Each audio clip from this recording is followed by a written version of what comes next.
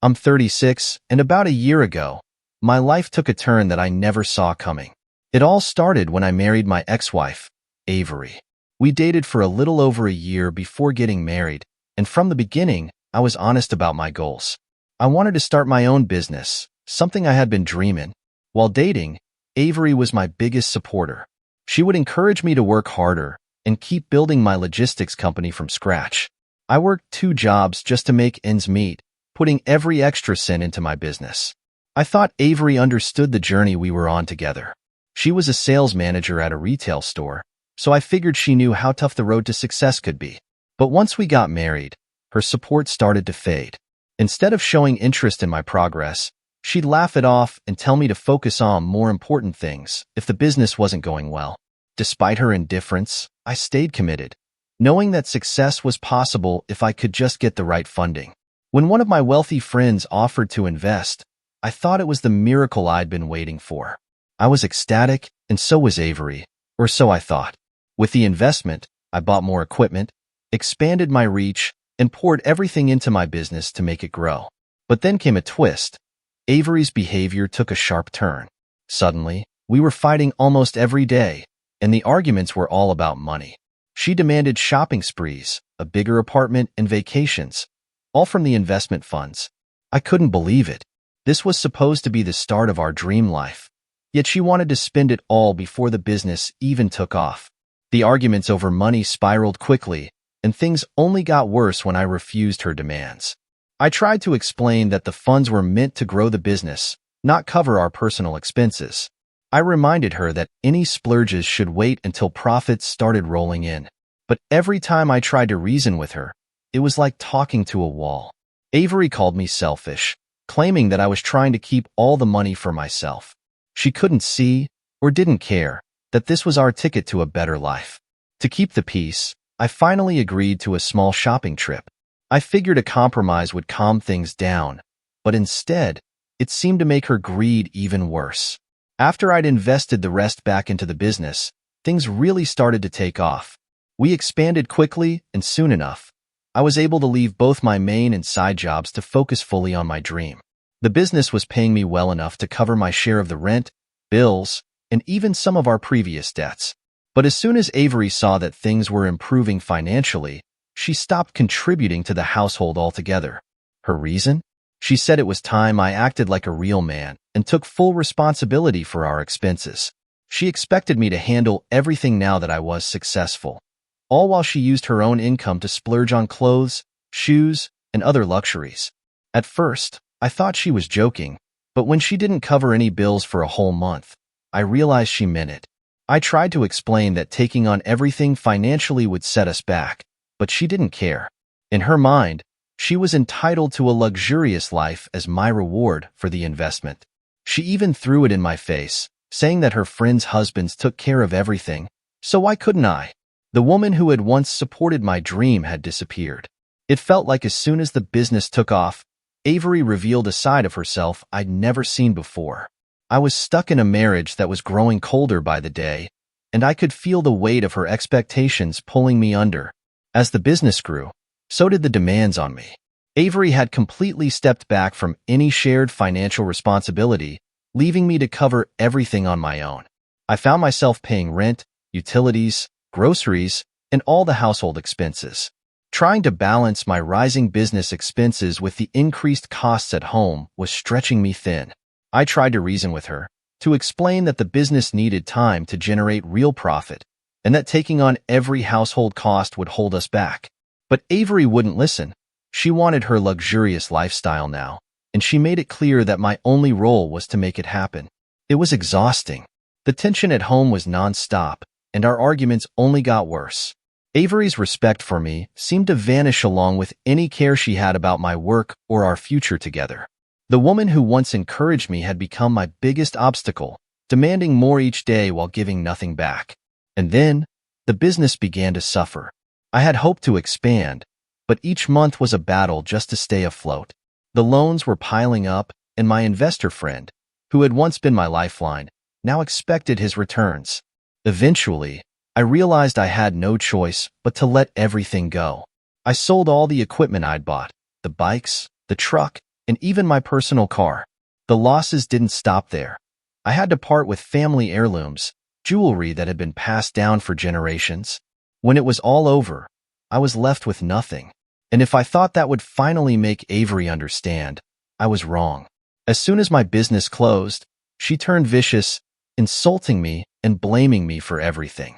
She said I'd ruined our chance at a better life, calling me selfish and saying that I'd never wanted her to enjoy the money. The same woman who'd once cheered me on was now acting like I'd failed her personally. Her harsh words became a daily routine, and she even refused to do anything around the house, leaving all the chores to me as if I were her servant. I tried to apply for jobs wherever I could, desperate to get back on my feet. But it was Avery's treatment that hurt the most. Then came the final blow.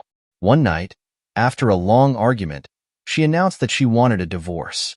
She said she couldn't bear being married to a man with no future. As painful as it was, I wasn't surprised anymore. I signed the papers, and Avery left me even before the divorce was finalized. Just when I thought things couldn't get worse, I received a message from her on social media. She'd sent a photo of herself lounging on a yacht with my wealthy friend, the same man who had invested in my business. It was like salt on a wound, and I couldn't even feel angry. I just felt hollow. Seeing her with him finally made everything clear. The expensive gifts, the late nights, her complete lack of care. It all made sense. She had left me not only for someone wealthier, but for the man who'd been part of my business's journey from the start.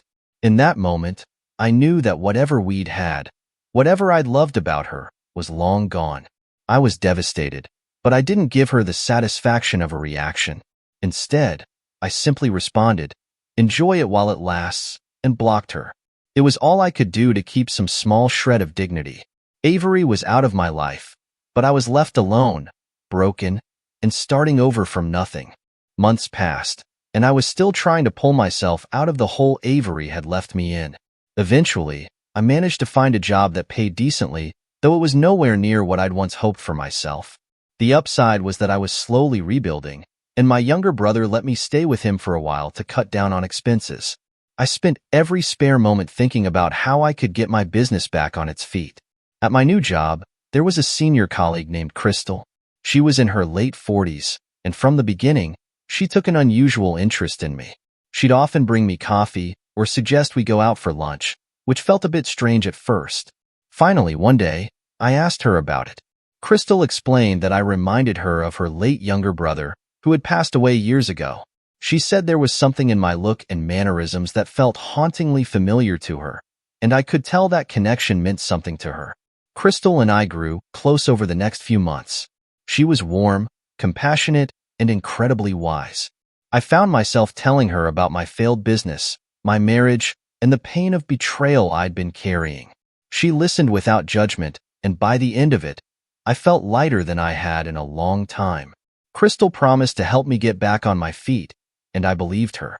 She had this remarkable ability to make things seem possible again, even when I'd nearly given up. Surprisingly, Crystal didn't just offer encouragement.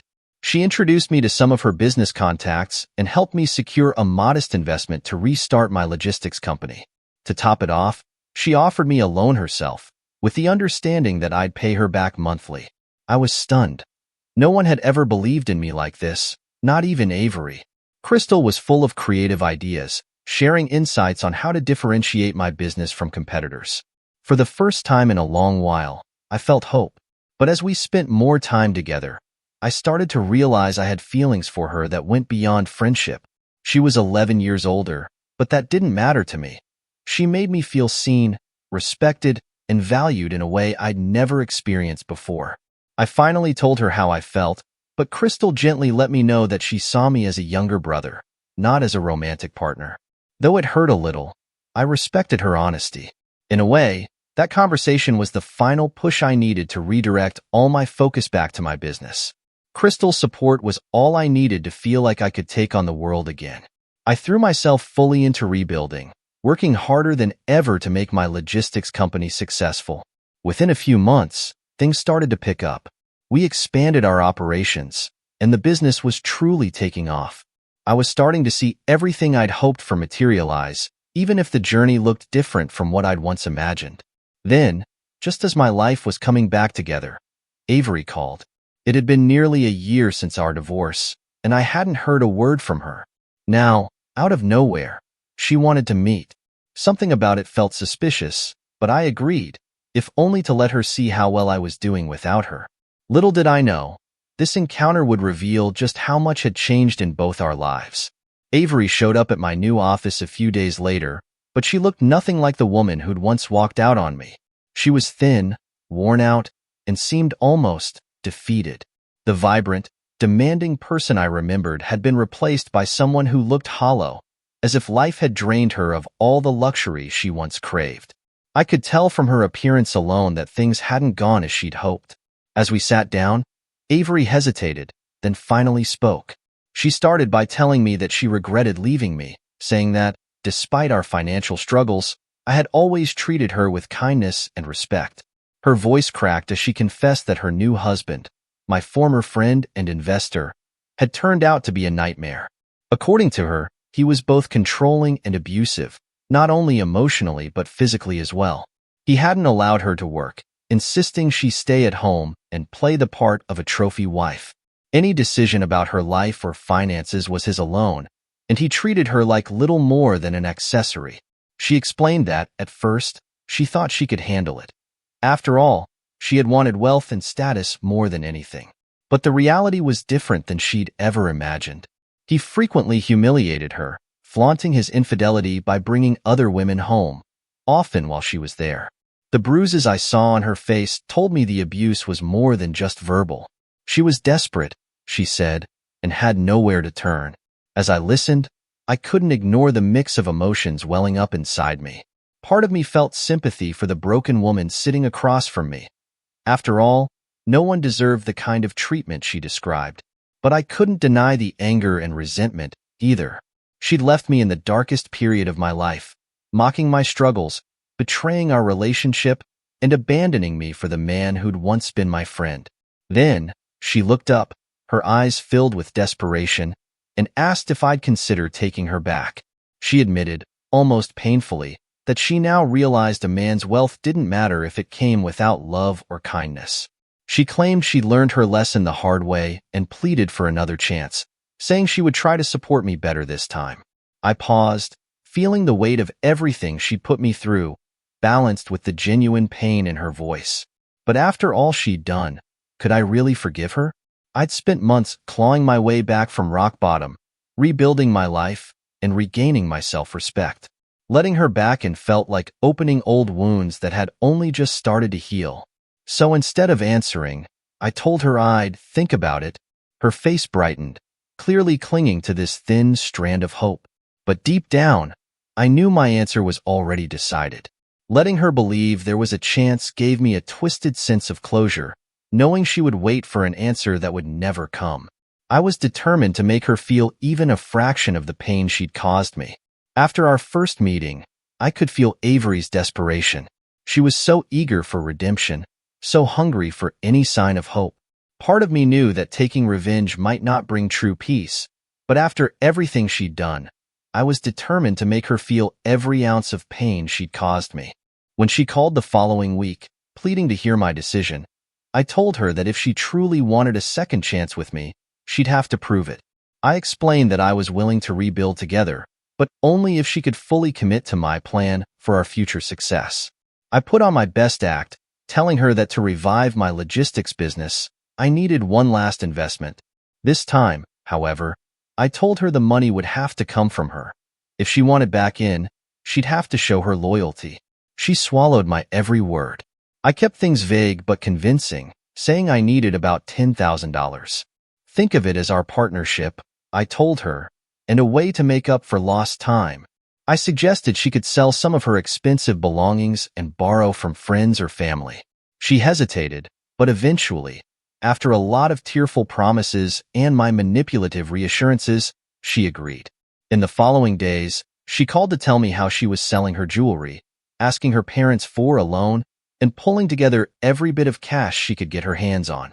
I kept telling her it would be worth it, saying, "This time, you're part of the real plan. No more mistakes." When she finally transferred the money, I acted grateful, talking about the bright future we'd have together and hinting at luxury, vacations, and a successful business. I kept her completely in the dark, feeding her fake updates about new deals and future investors I'd lined up to grow the business. She started clinging to these fantasies, dreaming up everything we'd supposedly share once we'd made it. Then I set up phase 2 of my plan. I told her I needed her support to lock down a potential investor by dressing the part. She'd need to look professional, show her dedication, and impress this key investor. She spent hours shopping for the right suit, arranging her appearance, and practicing what she would say to make a good impression. Finally, I scheduled a fake investor meeting at a downtown office I'd rented for an hour. She arrived, beautifully dressed, eyes shining with hope as she imagined sealing the deal. But the office was empty. I texted her that I'd be right there while she waited, pacing nervously and wondering what had gone wrong. She waited for nearly an hour. Then, I sent her the final message. Now you know how it feels to lose everything for someone who doesn't care. I left her with nothing. The money she'd scrounged up was gone, her reputation with her family damaged by the loan she'd begged for, and her self-worth shattered. She was left humiliated and alone, finally understanding the betrayal and hopelessness I'd felt because of her. After walking away from Avery and delivering my final message, I felt a strange sense of closure. She was left humiliated and broken, but I realized that revenge hadn't brought the satisfaction I'd imagined. Instead, I felt a quiet clarity. My life was finally free from the weight of her betrayal. She was now just a chapter in my past, a lesson in what I never wanted to repeat. With Avery out of my life for good, I threw myself entirely into building the future I deserved. Crystal remained by my side, helping me strengthen the business, offering advice, and becoming a true friend. Despite my past feelings for her, I knew we were better off as business partners. Together, we took the logistics company to new heights, expanding beyond our city and breaking into other regions. Months later, I heard that my former wealthy friend, the man Avery had left me for, was under investigation for financial fraud. His assets were frozen, and his social circle had abandoned him. I couldn't help but wonder where that left Avery, but I felt no urge to reach out. She was trapped by her own choices, and I was finally free. In the end, the pain and loss had forged a new resilience in me. I had learned the value of true partnership, loyalty, and self-respect. My business was thriving, and I had surrounded myself with people who genuinely believed in me. The bitterness from my past had been replaced by a hard-earned peace, and I knew that this time, I had built something unbreakable.